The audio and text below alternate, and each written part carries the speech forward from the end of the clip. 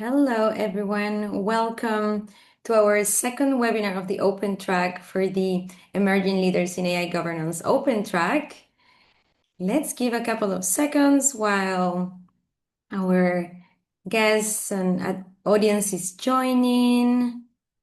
Thank you also for your patience as you've been waiting in the waiting room for a bit.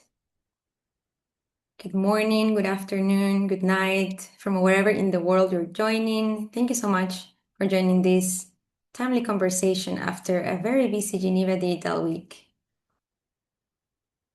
Great, so I think we can get started. Once again, greetings to everyone. Thank you for being with us. Globethics has the pleasure of hosting this session on AI and Society, Insights from Geneva Digital Week, comprising the inaugural UN Global Dialogue on AI Governance, the WSIS Forum, and the AI for Good 2026 Summit. I am delighted to be joined this afternoon, in my case, with Angela Ng, Arno Ratzinger, and Joel Christophe, all of them really brilliant professionals in AI governance, and at the same time, part of the first cohort of our emerging leaders in AI governance at Globethics. The past week has been a very busy one for Geneva as it gathered more than 50,000 people from the AI ecosystem. I acknowledge that not everyone that plays a big part of the AI ecosystem were in person in Geneva. However, it really gathered a lot of people from different institutions invested in the future of artificial intelligence and also bringing the voices of different sectors and geographies to the development of AI governance. For this reason, we're gathering together to discuss and develop a bit what happened there. Hello, Angela, Arno, and Joel. Thank you for joining us. Let's start with one question and diving directly in. Which AI governance topics felt mainstream and unavoidable this year? And also, which ones barely got airtime despite feeling urgent to you? Maybe, Arno, would you like to start? Sure. Well, also a very warm welcome from my side. I'm very happy to be here. And thank you to Globethics for giving all of us this platform and also the great opportunity to be there in person last week in Geneva, which was a really great opportunity.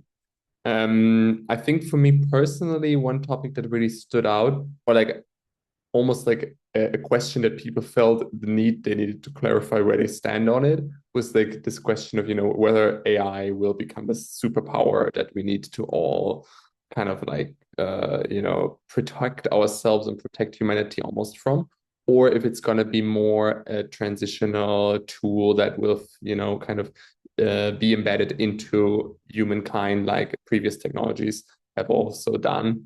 So that I think was a topic that was very present and discussed about a lot. I think one question that was less present, or at least to my understanding, only in a superficial way, was the engagement of youth. So while AI for Good has done some work to, integrate younger voices in those platforms, in those dialogues, there is like a Lego sponsored youth challenge and so on. I still feel like actually physically speaking, they are on the sidelines in the sense of like they have their own little area, there's some kids running around, but it's not really integral to the dialogue and the actual policy making. So I think there's still a lot of improvement there to be done because this is the generation that will be impacted most by this technology just because of their lifetime. But also today, if we look, for example, at young professionals who struggle finding a job because of AI or with AI, I feel like that conversation needs to be much more in the forefront. Thank you, Arno. That's a good one. And indeed, ITU, who's the main organization organizing AI for Good from 2017, they themselves have an ITU Youth Advisory Board. Have you heard about it? However, they keep putting youth with youth in a room. And I think, and what your point is, why don't we put really youth among the main table when the decisions are being made. Thank you for that one. Who would like to jump in to share your thoughts? Is that Angela? Yeah, happy to. Arno, that was a really good point. And it wasn't one that I came in with the perspective of thinking because for me, I was like, wow, there are so many youth everywhere, and that was really present for me. They were, right, like we as Globethics had a session, and we had so many youth there that like came up afterwards and interviewed our panelists, and I was like, that's amazing, right? Like my first conference that I went to wasn't until I was like 20, and here there's all these young children that are there and they are a part of the dialogue. But um, I think looking at it at that little different lens of like, are they actually right, like separated in their youth dialogue stage and having a voice is really compelling to me. I think something that was very mainstream is kind of every single government and every single talk talked about capacity building, right? Like, and are we ready, right? Like, what are the skills? How do we upskill ourselves? Um, and it was the thing that came up repeatedly at like what everyone agree is needed before anyone can like build those binding rules on top. And also, right, like before the dialogue, they sent out a survey, a statement from all of these people around the world, and I think there were 1,500 responses of like what people wanted to like talk about there, and that was also like the highest percentage. And then the next one was like safety and trust.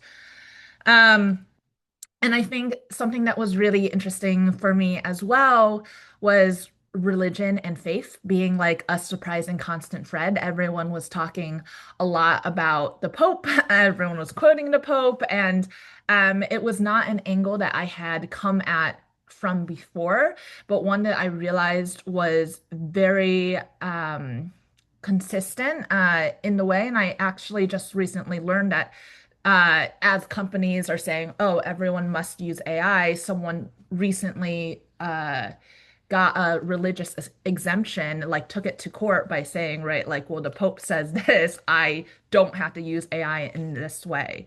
So those were very like prevalent themes. I think things that barely got airtime were some of like the national security exemptions, right? Like who can use AI in what cases, right? Like the governments are all there and they're controlling who like what the private sector and how transparent they can be. But in terms of what governments are releasing about their use of AI, right? Like only 18% of them have transparency in what their governments have to release and how they use AI as well. And as well as like a lot of like the human rights aspects of well, like the surveillance and predictive tools. So I'm interested to continuously hear more about like those autonomous weapons in the military AI and the AI bio risk for bioengineered agents. Thank you for this, Angela. Really, really nice, different perspectives, right? And the four of us, and plus the 10 more emerging leaders that were in Geneva with different lived this Geneva Digital Week as we participated in different sessions. So it's wonderful to hear your different views. And indeed, the topic that you mentioned at the last part of your answer, this is a very contentious topic, right? And in many of the sessions during the inaugural Global Dialogue on AI Governance, different actors requested it to be part of the discussion. Why aren't we discussing this as it's impacting millions of people? And unfortunately, the mandate keeps saying that this is exempted from the mandate. So this is something that probably we will need to unpack in a bit. Hey, Joel, how was your impression and you and the topics that were discussed last week? Yes, so in brief, I think what was mainstreamed and discussed a lot were a lot of the common concepts, sovereign AI, capacity building, standards, AI for SDGs, the things where nobody has strong objections and you can speak without putting money on the table. I think what was barely covered is a lot of the harder questions. So who verifies compliance? If there's a treaty or an agreement, who pays for it? What happens when things go wrong? So if there's liability or there's damages, who needs to clean up the mess? So in summary, I think that there was a lot of convergence and agreement on principles and in words, but very little in terms of enforcement. And that's the gap that I think there's still a lot of work to be done. Yeah, thanks for that. And let me just also tell to everyone that is attending the webinar, this is more like a conversation. So we will be probably jumping one after the other when we have these, comments or reactions after what the others have said. And we will reserve the 20 last minutes of the discussion to exchange with the audiences here. So if you have some questions, please get them ready, that our fellows here will be happy to reply. Joel, that's what you mentioned. It really strikes, and I can point it out to also a session that I shared with Dr. Alessandro Sala, Director of AI and Data Science from Shutterstock, who said, when we want to do something on artificial intelligence, yes, everybody will come with ideas and mainly projects and initiatives.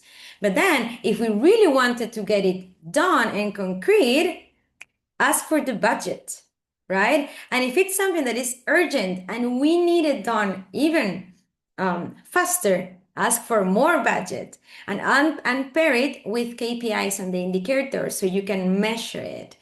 Yeah, so you guys have any thoughts on that, or any other idea or moment from a session that you think this audience would like to hear about? Yeah, I think on that question of capital was very interesting to also look at the part of the summit that was booth based, right? So different countries, companies, academics, etc. They could have their own booth and do events there or showcase technologies and other things. And to me, that's always very interesting in terms of like the social architecture, right? So it kind of is revealing which players are present in what capacity. Do you have like half the space, or are you somewhere in the corner with a little booth? And so it was very interesting that, for example, the private sector, many of the booths were actually rather small. For example, if we look at the Meta or the TikTok booth, all those are billion-dollar companies, they were relatively small. And a lot of the very big ones were actually from government, like the Chinese state, some of the Gulf states. They had very big presence. And I think that is kind of true to the nature of the event and the focus on governance and the UN and the policy making. But I think especially in this on this topic, the private sector is so critical in actually shaping the technology that we are trying to live with. So that maybe is also telling of the fact that those players that have a lot of the money is not the UN, is also not a lot of the governments that are facing moments of austerity. It is those private companies, but they are not so much willing to engage in that forum, at least.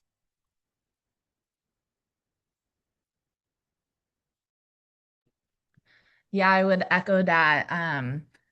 It's really telling to see, right, like what organizations are there and who isn't there, right? A lot of them didn't have a presence on the booth, but had like a presence on the main stage.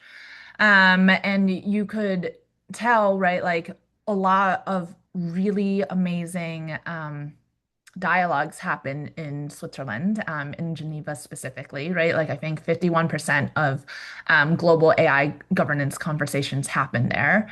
And so it's interesting to see who gets to show up, especially because Geneva is not the cheapest place to go. And besides like expenses, right? Like there's also visa issues, right? And Africa accounts for 7 out of 10 visa refusals among people trying to attend some of these conversations.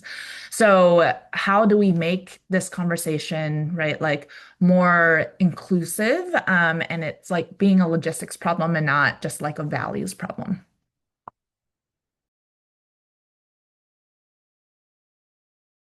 Maybe I would very briefly add that I think we also live in a moment when different stakeholders show up depending on what they think they can get out of it. So I think, of course, in Geneva, you get the ambassadors, the international multilateralists who would like to have some kind of international funds, mechanisms, law, or some UN arbitrated process. But there's other actors with a lot of money and power who think that there should only be one country that gets to have a say, or maybe only one company. Some people will be present, but there's also a lot we can um, hint at by the people who do not show up. Those are really relevant points, guys. And if we look forward, right, and knowing that Switzerland will be hosting the next global summit on AI, that as you may know, it started at Bletchley Park, convened by the British government with a focus on safety, right? Very, very much focus on safety. Then they met in Seoul with a small gathering. However, they brought a slow number, a few bigger number to Seoul, and then Paris just changed completely the scope, as even the first international safety report got a bit under the main stage, with putting innovation and investment at the topic. And then this year, India hosted it with a focus on impact and bringing the global majority to the discussion. However, we don't get that much from these declarations, right? How do you see the Geneva AI Summit happening 21 and 22 of June, as it was announced last week? How this can change, and how can make a difference? Also, I'm bringing this a bigger question because next year is pivotal, right? We also have the second meeting of the Global Dialogue in May in New York. How can we get some agreements, if any, to the AI governance? And what other concrete actions we can get from that if we want to really make the most out of the opportunities of artificial intelligence, preserving human agency, right? I know it is a very big question, but open for exchanges. Whoever would like to share. Yeah, happy to jump in. So I think what is really interesting about this dialogue that just happened was, compared to like other UN conferences, negotiations, right? Like the UN Climate Change Conference, for example, right? Like there was not like a set standard that was proposed that everyone has to abide by. And then like it wasn't like a global stock take and they're like, okay, next time we come back and we see, right, like, do we reach all of these goals? I think they intentionally framed it as like, this is a starting point. Let's have the conversation first, and then when we come back, bring what like those concrete goals to this. So that way, right, like it's kind of getting everyone's voices in there. I think I saw that they also announced, right, like the AI for Good Global Commission, right, like that, like will lead all this and bring it forth. But from what I believe, right, like it's the heads of states and the governments, and then they left out like the civil society and academia in that. So that is an interesting piece to say, like, who belongs in these conversations? And right, like maybe, right, like that also got a lot of backlash. And so maybe that will change by the time we come back. But we're in a really interesting and pivotal point right now, because I think the US government is in talks with, right, these frontier models to say, should we have a stake in your company? Like, what % of stake should we have? Should AI be a part of like the national plan, and we can have a say in like how these frontier models also happen? So it's really it's really interesting to see where we go from here, and like, will we be like, right, like the climate change conventions where there are numbers that we have to hit, and right, year after year we see if we meet these standards or not, and like who is pulling out of the conversation and the negotiations. Yeah, and maybe to add to that, I think the superpower of Geneva, with being the host of so many international organizations, is really the technical expertise, right? We also got to meet some of those UN experts as part of our fellowship. And I think that's for people who are not in that world of the multilateral system and the UN, it's sometimes hard to imagine what those people are actually doing.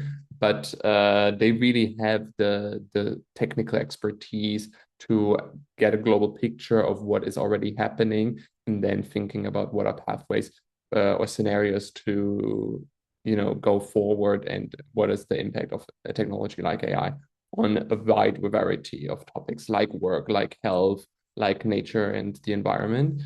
And so I feel like that's really what I would wish for to see in the summit next year, and the road to it is really making use of that. Because so far, I think, Paola, you gave a good summary of how that conversation has shifted.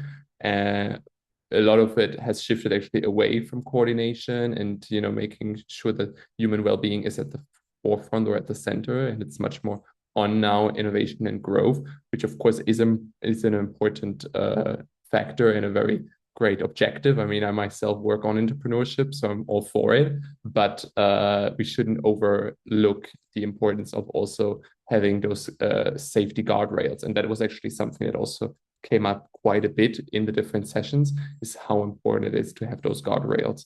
And I think we can definitely agree that it is better to have those coordinated on a global level, rather than each country trying to figure it out on their own, or then just relying on the private sector to set its own guardrails.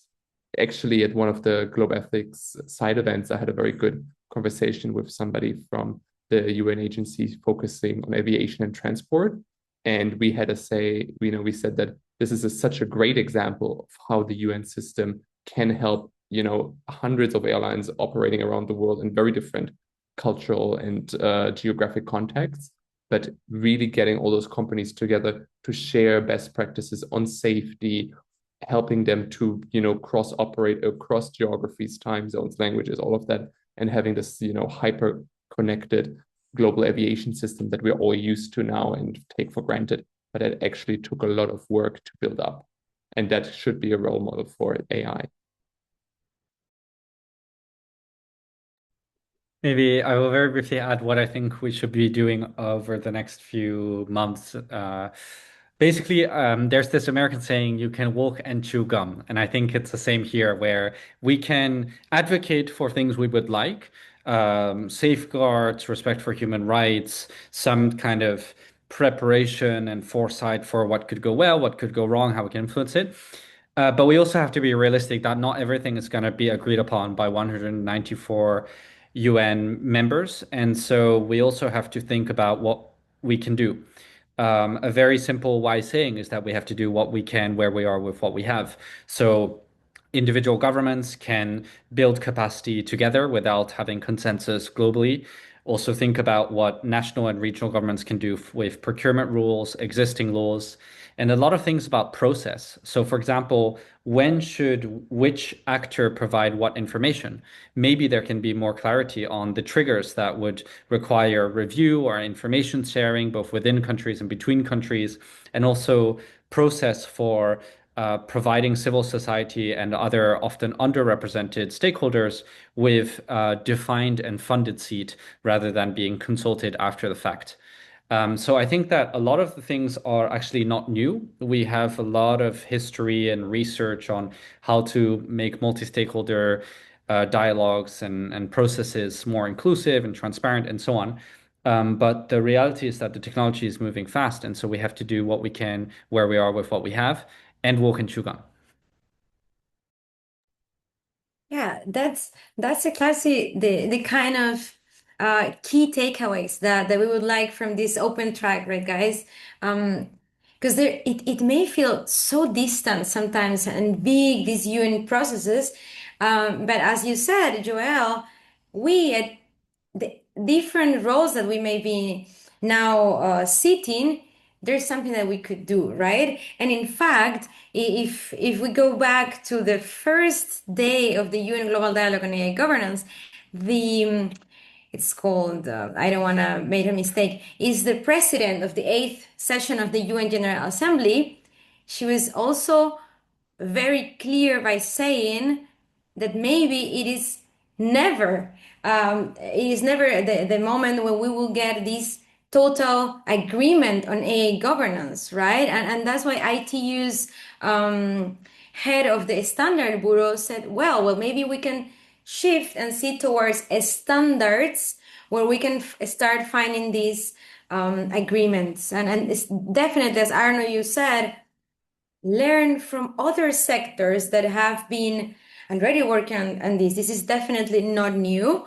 But at the same time, we've got now really good tools to start building on that. And the the report on the scientific board of the UN is really a great resource now to build on, because for the first time we've reunited experts with a scientific view from all parts of the world. And I'm very proud to say that, for instance, Professor Joyce Navende is one of the mentors of our fellows who was part of this scientific panel, and then they worked very hard for the past months to build this report that was published only last week, and we invite everyone to read. I am excited to tell you guys that we have people from Nigeria, Colombia, Indonesia, Malaysia, Trinidad and Tobago, Netherlands, India joining us, and that if that's right with you, we can shift in the next 10 minutes towards Q&A. So I would invite everyone, if you're seeing the Q&A option, feel free to send your questions over there or in the chat, whatever is easier for you. Between this moment when you're thinking about your questions, maybe we can have one last round of questions, guys. And given that we're discussing that we can start building bridges and making the AI ecosystem more trustworthy, inclusive from where we are, how would you say, Angela, Arno, Joel, either your projects that you're working with Globethics or any other different role that you have now, what do you think you guys can do that can inspire the audience that is joining us today? Happy to go. I think there's two things. So one is more to me and my project here with Globethics, which focuses on inclusive and human-centered AI development and entrepreneurship. So that's something that I got a lot of really insightful input during the week, and also some great contacts to not only, test and get feedback on my own project, but also learn from what has already been done. So for example, one of the people I met at the Globethics event then had already built something similar that helps in a playful way engage people on those ethical dilemmas that can occur when you work with large language models. So that was really, really helpful, and I look forward to working on that. So that's maybe the first lesson, don't reinvent the wheel, look what is already out there, and do not be afraid to ask for help, because there's so many people working on this, and everybody knows that they cannot have it all figured out. I mean, we couldn't attend all the sessions, so nor could nobody else. So I think that's a big lesson. And the second one that I've actually now really took to heart is that anybody who lives in a country where there is political freedom has the ability to engage with their policymakers and their MPs on this topic and ask them to take a stance. I think that was something that was also very obvious at the summit, was that how some governments are so vocal and so involved in the dialogue, while others much less so.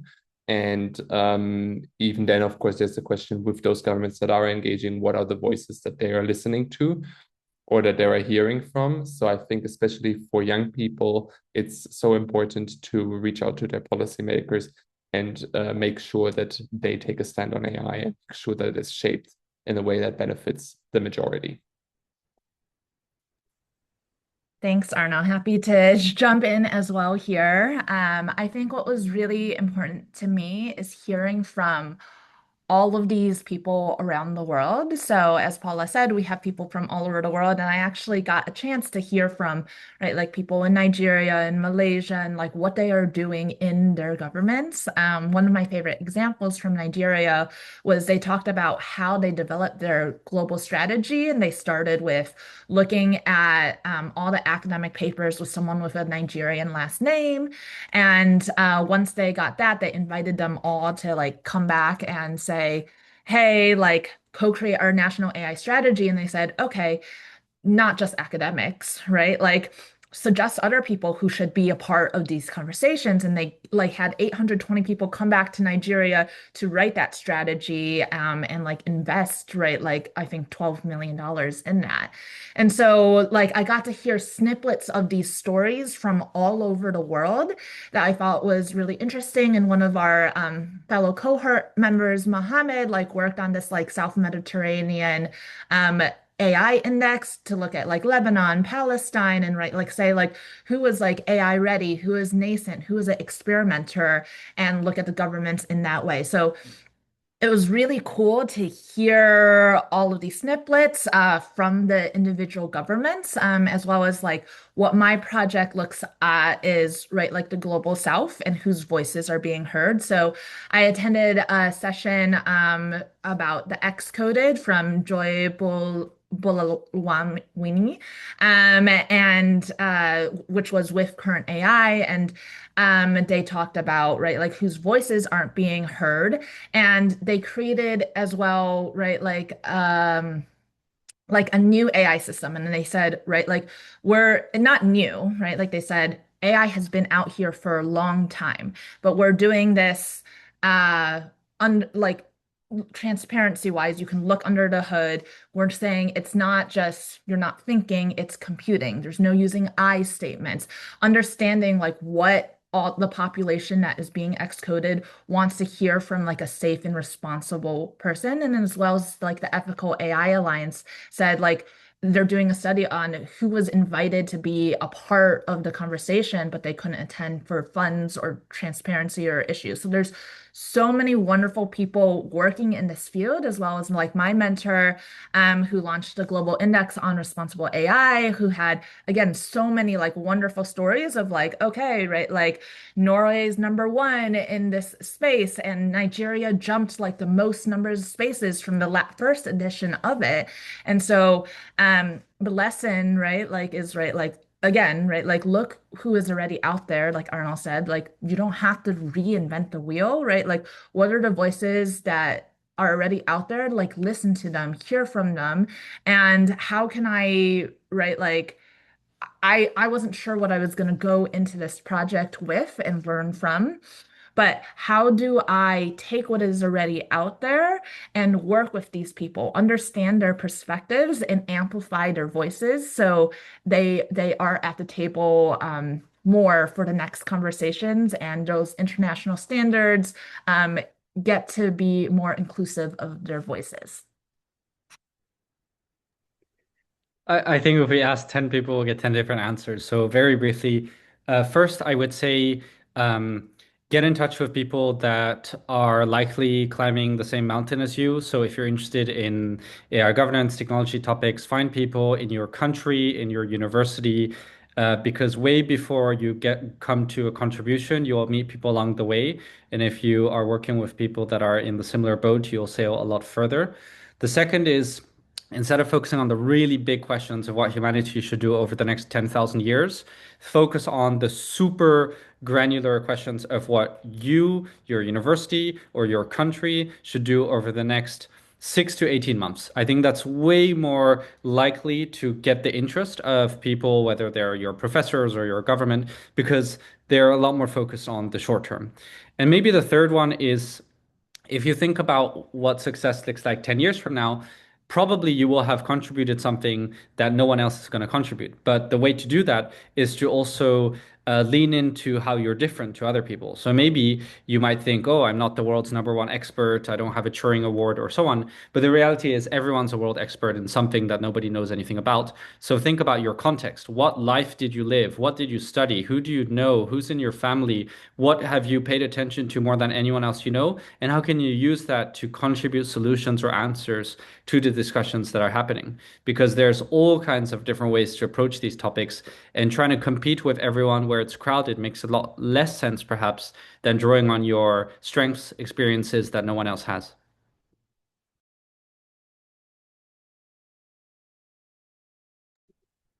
That's very, very well said. Thank you to the three of you. I guess our audience can really get those very practical insights, and that we can start putting them in practice, right? And thank you so much, Angela, for sharing those different examples that really stood out to you during the week.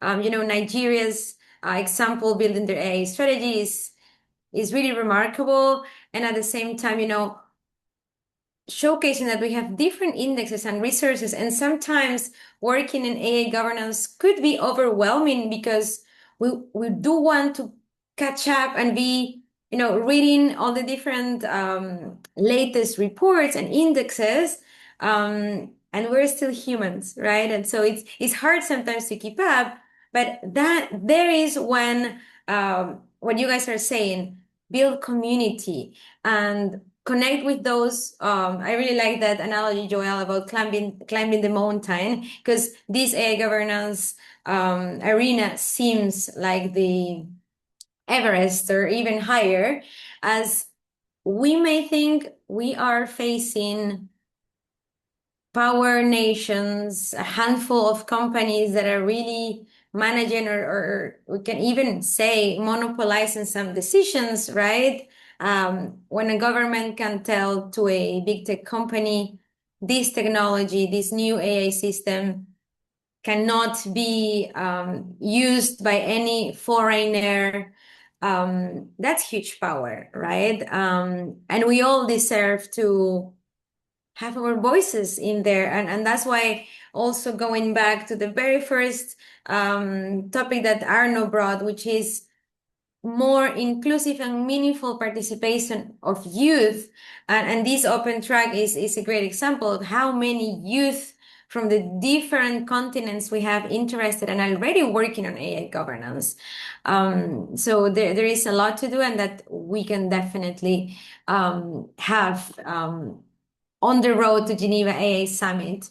We already have a question in the Q&A, and I am inviting all our participants and attendees to the webinar to keep writing your questions either in the chat or in the Q&A.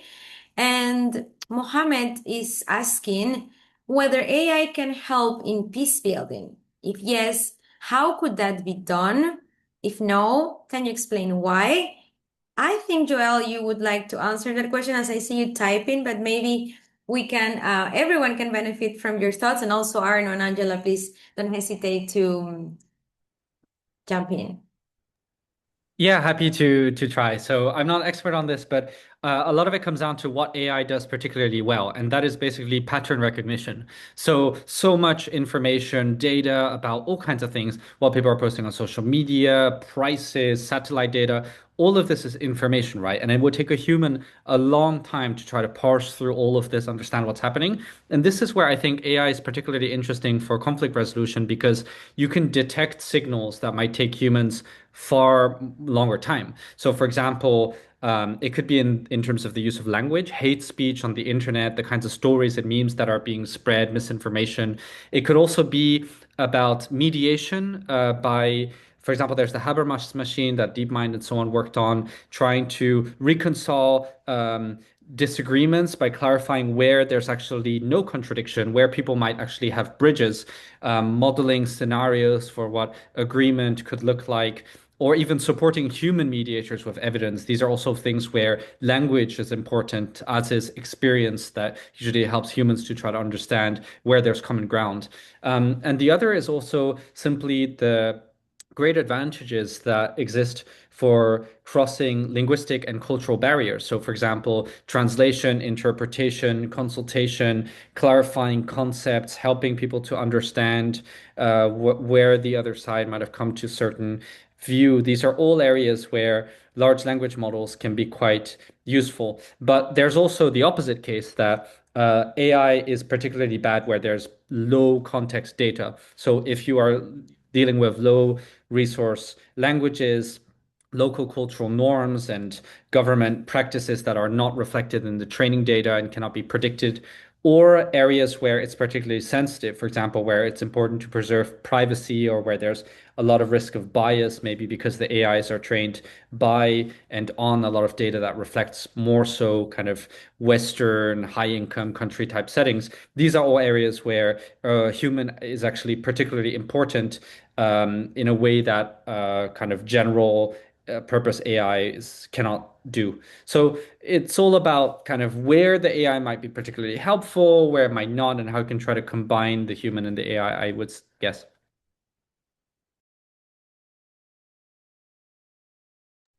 Yeah, maybe to add on to that, I think a very good example of a way that AI can contribute to peace building and conflict prevention is in food systems. There was actually a very good session by the FAO and I think Microsoft and some academic on that, how like AI can really help anticipate droughts, improve allocation of agricultural resources, especially in contexts where capital is a very scarce resource. So, the type of the amount of fertilizer or the number of seeds that you have is very limited. So you need to make a very good choice when to plant them when.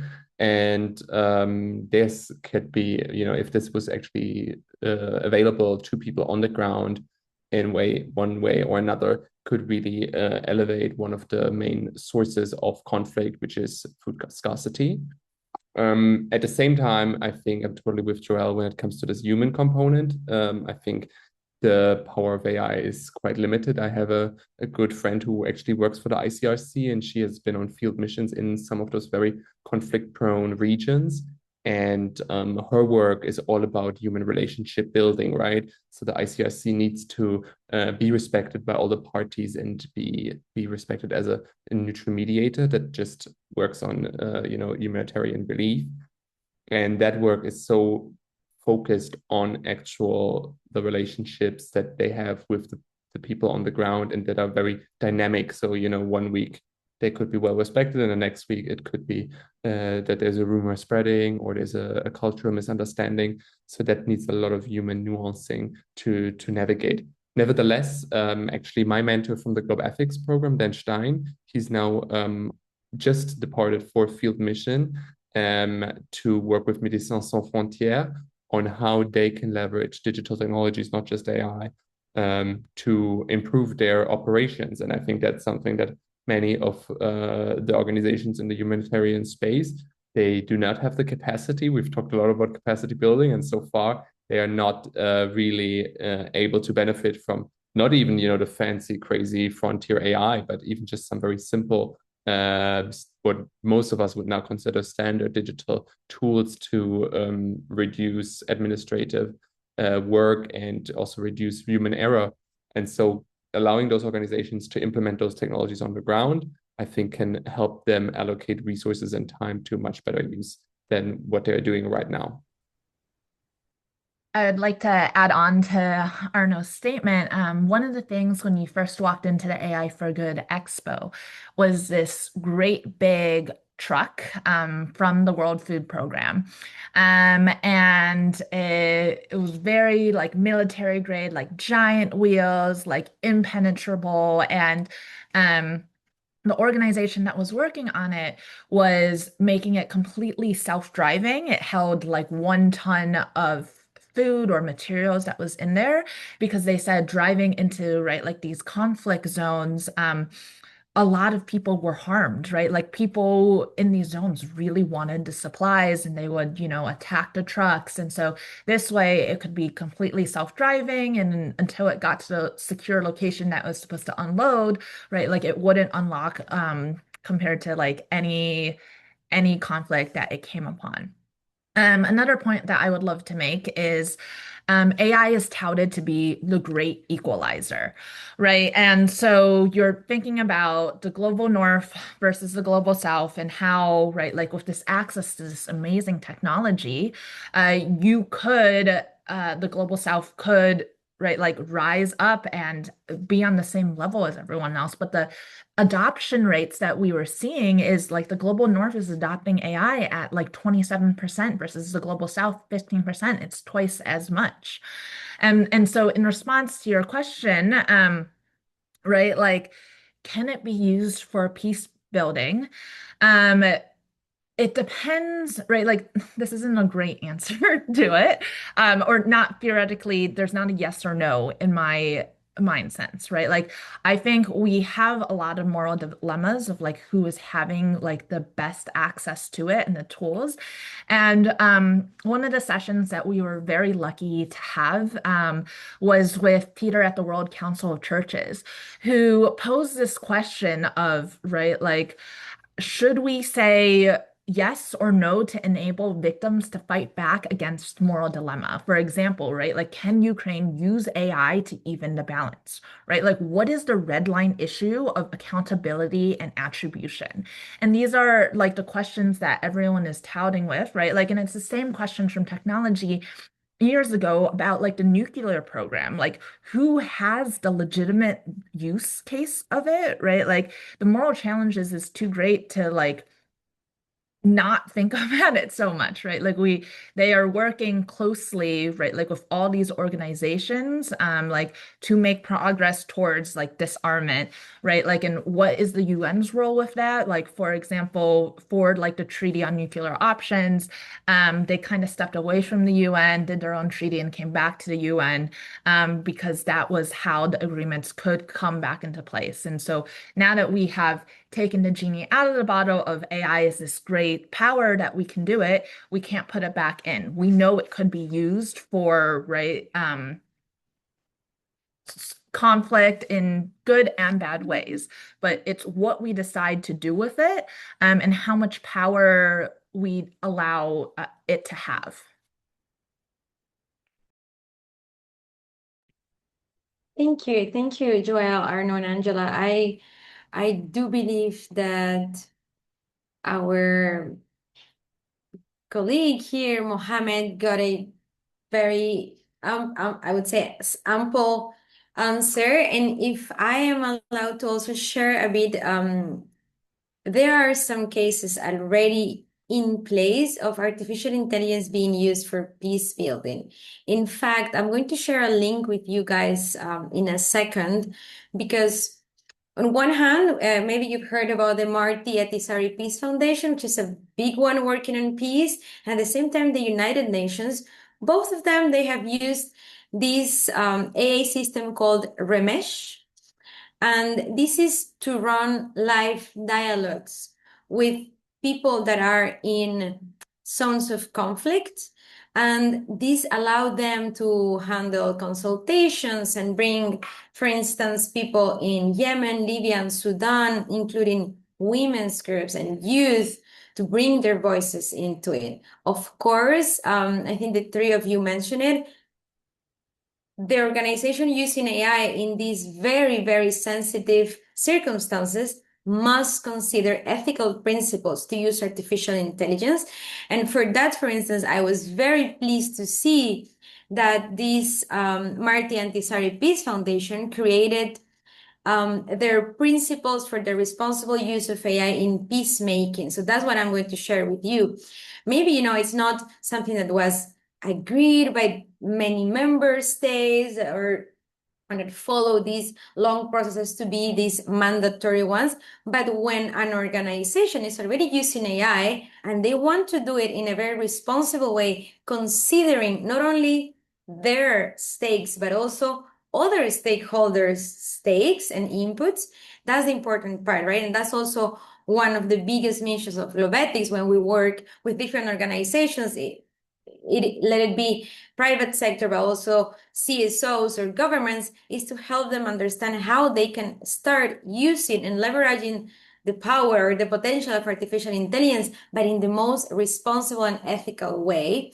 So this seemed to me to be a good example of using AI for peace building, peacemaking in the more responsible way. So I just shared the link with you guys.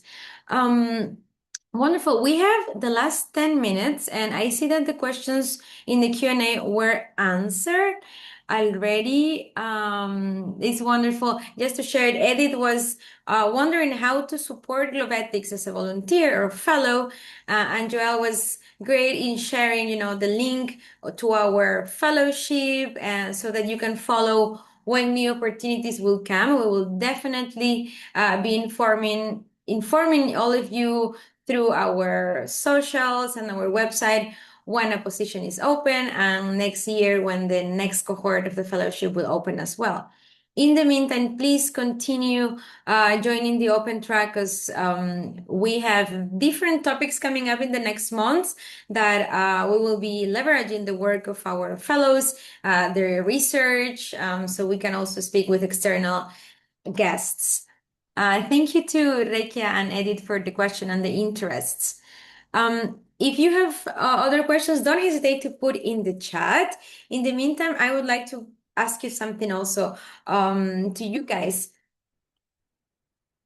If it was the first time you came to this kind of conference, or if it was not the first time, what tips or recommendations would you give to our audience on how to navigate these huge conferences that have so many parallel sessions, plus side events, plus networkings, lunches, etc.? How did you navigate it? What would you suggest this audience to navigate this in the best way possible? Maybe, Joelle, would you like to start? Yeah, sure. So in short, don't ask what the conference and the participants can do for you. Ask what you can do for them. So be a good friend. Find out what problems and questions other people have that you can help with. Maybe they want a contact from your country or university, or they're unsure about some other aspect. You can make friends way faster if you're in person than online. So just try to be a good friend to people that makes them want to stay in touch and work with you. And also think very carefully about what's necessary versus nice to have. There's so many sessions, events, talks, panels, workshops, tutorials, whatever you want to call it, and you're gonna forget 95% of it within 5 years. So it's really about like who in this entire conference venue knows things or people or has some kind of role that I could be relevant for, and then try to get to know them. It doesn't matter how big or small of a name they are. If you're in person, you can just introduce yourself, say hi, and try to be useful. I totally subscribe. Oh, sorry. I totally subscribe to that, Joel. I think one other piece of advice I would give is to also take time to pause and to regenerate. I think that's something that we often overlook because there's so many things and there's definitely FOMO, but you will only be able to actually make the most out of the things that you go to if you have the energy and the mindset to actually be present there and have the capacity. So do also take time to, do something completely different. I really enjoyed swimming in the lake in Geneva, which I'm always a big fan of. And we were very lucky with the weather for that. So yeah, I think that's also always very important to don't forget that we are human, we're not machines. So we need to regenerate, we need to fuel up. That's very important and shouldn't be forgotten. I love that, Arno. Definitely, right? Like knowing that there may be, at every second, 50 to 100 conversations happening, right? Like you don't have to go to them all. And I actually spent a lot of time afterwards, right? Like conversing with other people, reading their posts, their blogs, their thoughts about it, right? Catching up with what happened afterwards, knowing that I couldn't be in 50 rooms at once, right? And something that I always personally do is I leave rooms when it's not suiting me. So even if I am sitting in a session that I was really excited to go to, and I was like, I actually know all of this information already because this is a topic that I know or the speaker is not suiting me, I just get up and I go to the next session. And when I first started going to conferences, this is not something I did because I wanted to be respectful of people and its time. But this is something that I feel okay with now because I want to learn and hear from as many people as possible. And the other thing is, right, like being able to just talk to random strangers and go up to them, right? Like is a skill that you have to learn, but like really important because you never know who you're going to talk to. And that's why I like going to all these rooms. I section off all the sessions I want to go to. And those people who are going to the same sessions as you, they're interested in the same reason, the same topic for a number of reasons. And so being able to talk to them before or after, right? Like if you have the opportunity to present, people come to you. If you don't have the opportunity to present, asking questions, and then people still are coming to you and they're asking, they're reflecting back with you. Oh, that was a great question. Like, why do you ask that? Like, let's talk some more after it. So as many people as a conference like this is, right? Like, I'm also really grateful to having all the fellows because I was saying, oh, what sessions did you go to or did you find interesting? Oh, I want to go to one similar with you. Like on that, we had our group chat so we could say, oh, this is a really great session. Everyone come here.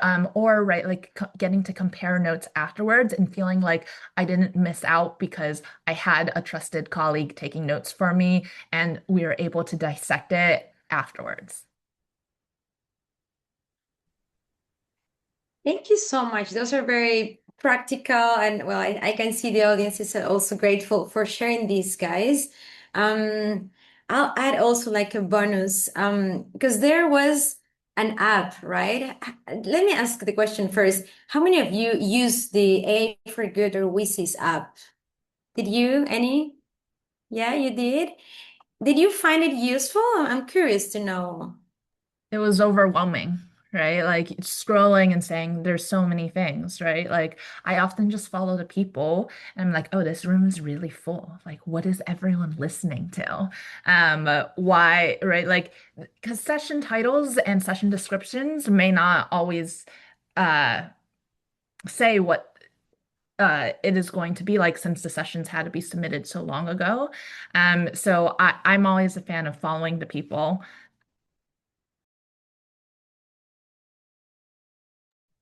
I found the app useful for questions I had before I opened the app. So, for example, who from my university or my country is at this conference that I could reach out to? And this is how, in the past, even when I was a student, I sometimes reached the offices of government ministers just by having this kind of connection of being from the same country or something like this. So, I would recommend trying to reach out to people that you have something in common with. And do it sooner than later. Don't wait until the last day. Exactly that. Thanks for that. Yes, that bonus piece that I wanted to share with all of you guys is preparation. Because I think Arno, Angela, and Joel, you guys have mentioned wonderfully how you navigated last week, which, yeah, it could be a monster, having 3 conferences at a time, plus the side events. So one thing that I usually do is before the conference, because thanks to social media, now we can know who's coming because people like to advertise it, right? So try to look on LinkedIn, let's say, which is the more professional social media, look for a hashtag, use the name of the conference, and then you will see who's going to be there, either if it's a university, a policymaker, as Joel said, on a private sector company, or, the person you would like to work with or speak with. If they're coming, don't hesitate. Send a message. What's the worst thing that could happen? No answer, right? So it's the exact same situation that you are, but there are possibilities that they reply to you and they agreed to grab coffee. So I would like to add on that. And thank you once again to everyone being here, but more important, and especially to Angela, Arno, and Joel, who open up their minds, their hearts, and shared experiences and points of view on this timely topic. Thank you once again, and I would like to wish you all a fantastic rest of the day as we are wrapping up this webinar. Thank you so much. Take care and see you next month. We will be advertising over email when is the next Open Track webinar. Thank you once again. Bye bye.